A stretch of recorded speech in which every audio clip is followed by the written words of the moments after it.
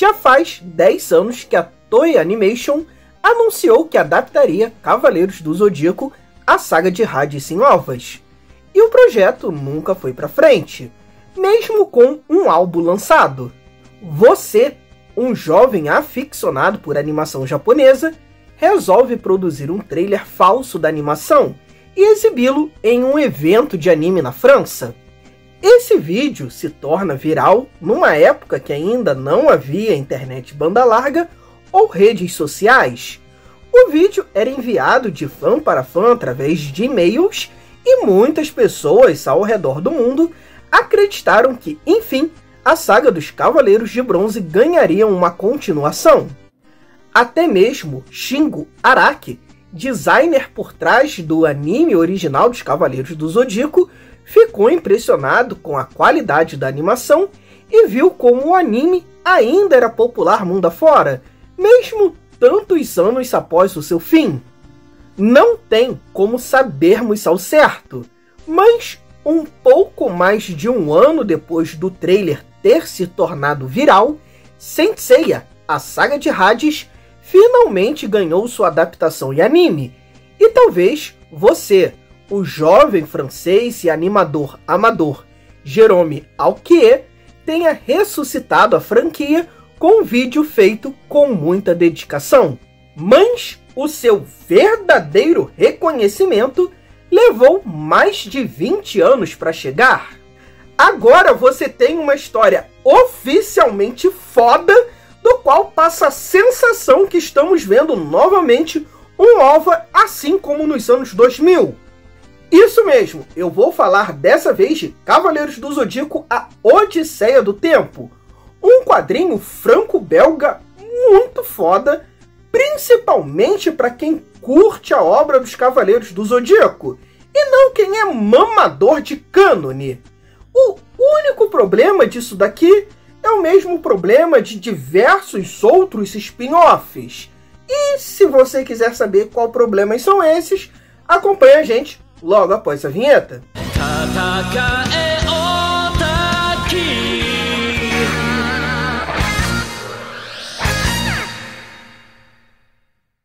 Mas, antes de eu entrar na história, eu preciso falar primeiro da quadrinização desse quadrinho. Ele realmente não segue a quadrinização de um mangá comum, muito menos os do Kurumada. Toda a quadrinização, disposição dos quadros, sombreamento, ângulos, cores, o quadrinho inteiro passa a sensação de que você está vendo um OVA dos Cavaleiros do Zodíaco. Se você assistia a saga de Hades de 2 em 2 episódios, como eu fazia, ou então alugava várias vezes os filmes dos Cavaleiros do Zodíaco na locadora, essa é a sensação exata que esse quadrinho vai te trazer.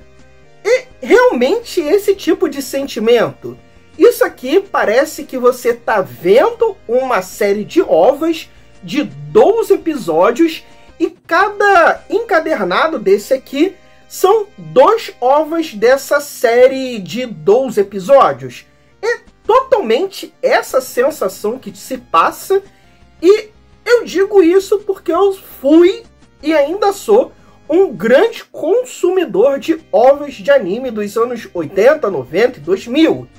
E é curioso você sentir um tipo de nostalgia dessas lendo um quadrinho. Eu tenho certeza que a escolha do Jérôme Alquier para produzir esse quadrinho foi completamente proposital e muito acertada.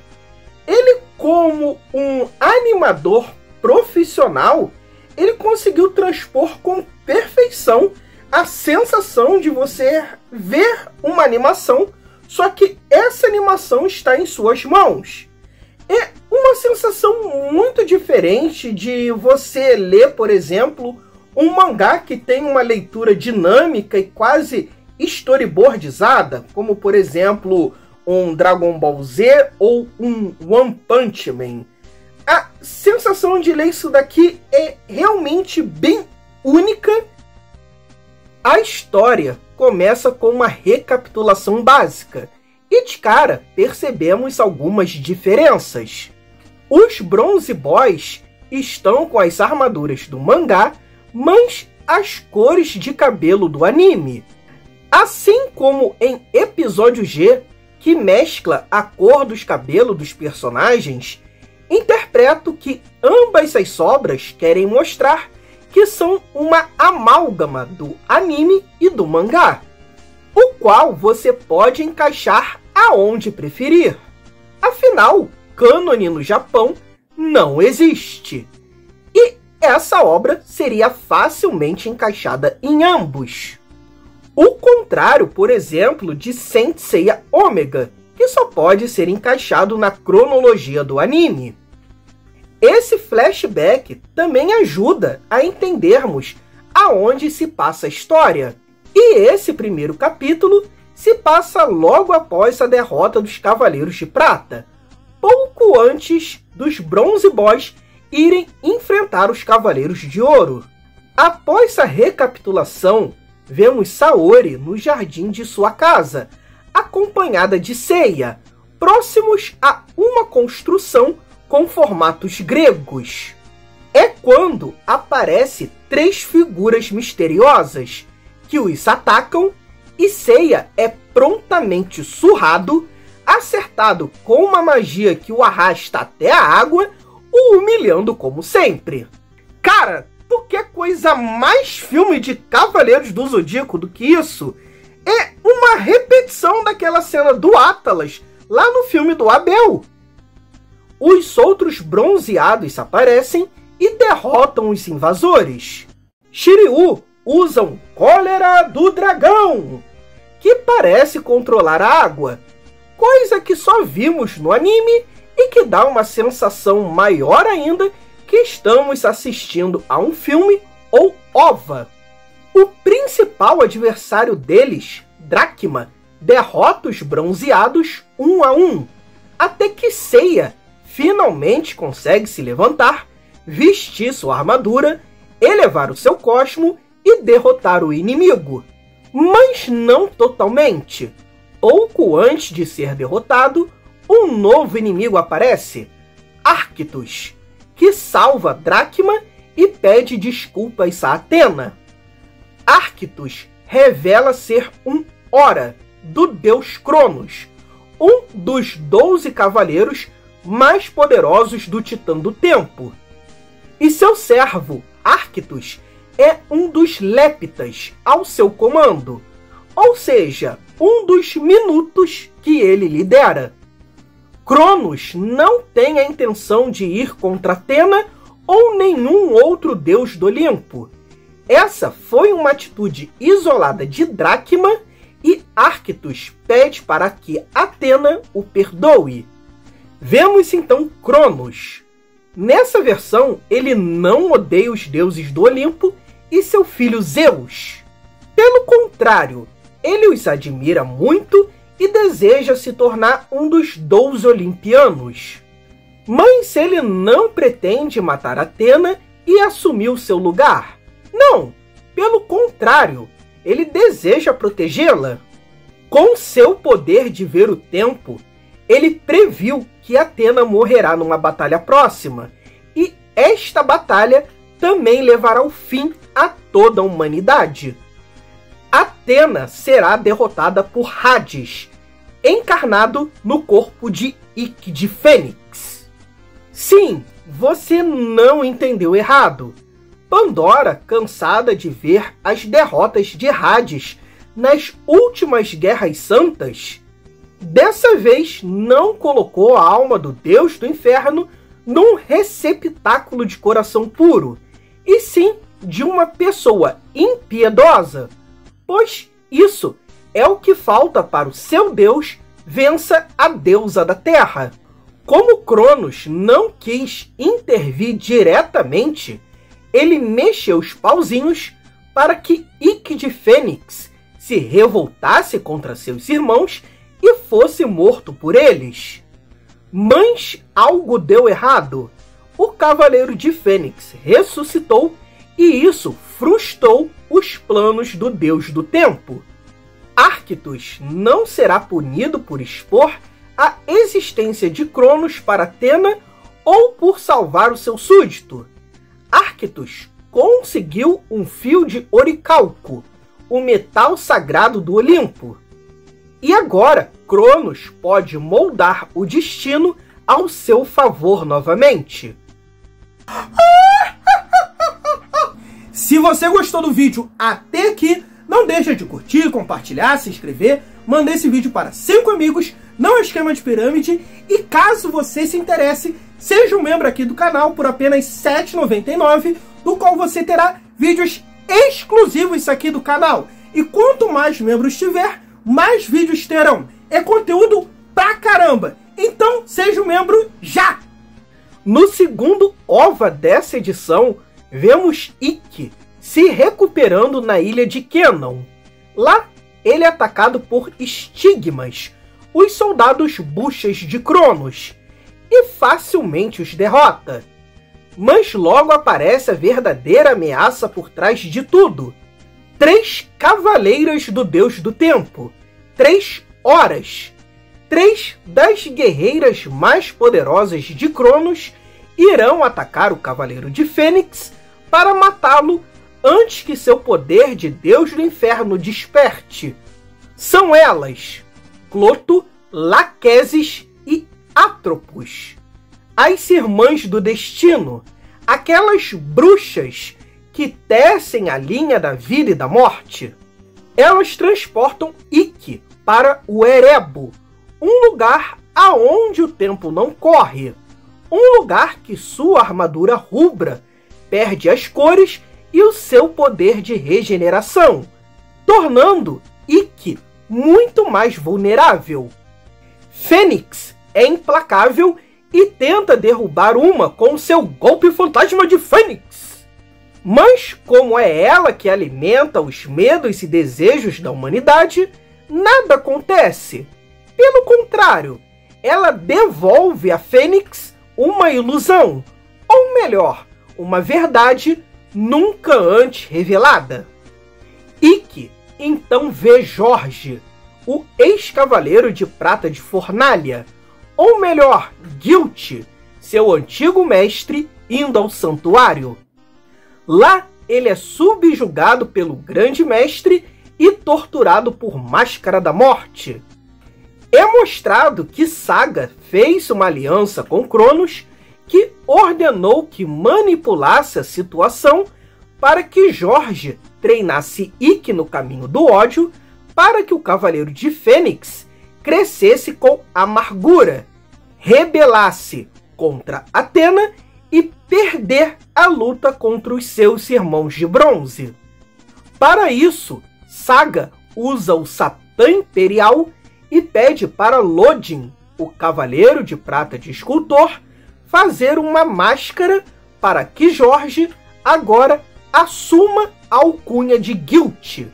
Nesse caso, o nome do cavaleiro que treinou o Ikki de Fênix é uma homenagem a mim. Tá, não é. É uma homenagem ao Jorge Vasquez, o peruano que detém o recorde de maior colecionador de Cavaleiros do Zodíaco do mundo. Tanto que ele é reconhecido e homologado no Guinness Book. Também foi o Jorge Vasquez que criou o design da armadura de Fornalha que aparece no quadrinho. A minha homenagem apareceu lá em Saint-Chachot, como eu citei no meu vídeo do filme da Ares. Ikki agora tem um motivo a mais para derrotar as 3 Moiras do Destino. Seu odiado mestre também foi uma vítima. Esmeralda, sua amada, não precisava ter morrido. Todo seu sofrimento foi apenas um joguete dos deuses. E então, Ikki desperta uma nova versão da armadura de Fênix. Uma armadura escura, ou melhor, cinza, como as cinzas de uma fogueira após ser consumida. A armadura de Fênix tem uma propriedade única de regeneração e naquele ambiente ela absorveu propriedades do Erebo e pôde renascer numa nova e mais poderosa forma. Agora, mais forte do que nunca, Ikki, com bastante esforço e um golpe exclusivo da HQ, consegue derrotar as 3 Moiras. Mas num ataque final, antes que desapareçam, elas juntam suas forças ao fio de oricalco e alteram o passado de Ikki. Agora, Pandora nunca o fez de receptáculo de Hades, mas sim o seu irmão Shun, como nas vezes anteriores em que o deus do inferno ressuscitou na pessoa de coração mais puro que existe. Assim, mesmo que elas não tenham conseguido derrotar Fênix, elas mudaram o futuro. Assim, Hades perderá a luta contra Atena, o grande eclipse não acontecerá e Cronos terá mantido sua promessa com Zeus. Mas Zeus não aceita a missão como concluída. Cronos só obteve sucesso com a ajuda de Hefestos, que lhe cedeu o oricalco.